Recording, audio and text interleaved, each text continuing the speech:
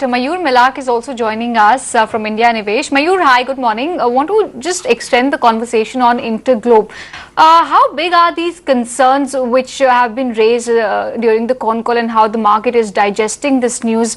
Mostly it's the week, of course, results which were below par. There's also a guidance cut as far as the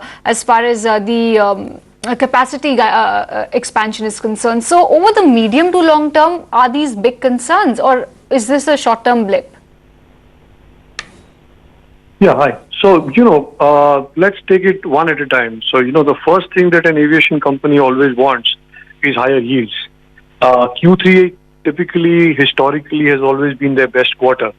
And especially after what happened in Q1, which was always known, is like a one-off where they reported almost 31 rupees, 1,200 crore of PAT. Q2 seasonally weak quarter, yes, but I think the kind of numbers that came out and more importantly, the guidance for Q3 is I think where it has not really clicked well.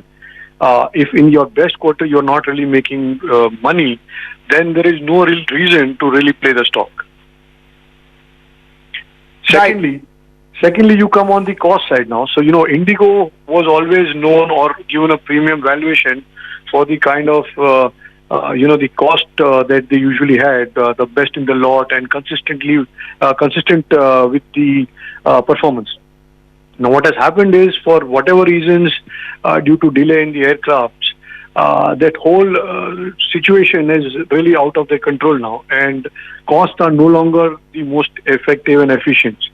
So if you're not really very confident about the top line, and then faltering on cost as well, valuations will definitely take a hit.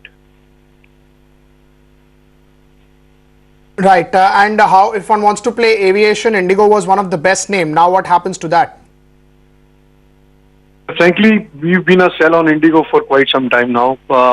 Probably from Q1 results where we've been highlighting to clients that, the kind of yield performance will not really come in play again. I think what is really you need to see that the traffic growth for the entire industry was down to 2% in the first half. Now, for most of us, we've seen last 4 years have a very strong traffic growth at more than 15% CAGR. Now that happens, you already gained market share. So, even to really maintain that market share with that kind of growth and the kind of capacity coming in was always going to be a challenge on the fixed cost.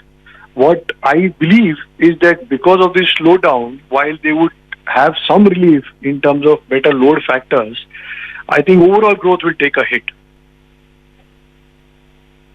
Okay, Mayur, thank you so much for joining us and sharing with us your perspective on the aviation space, specifically for Interglobe Aviations.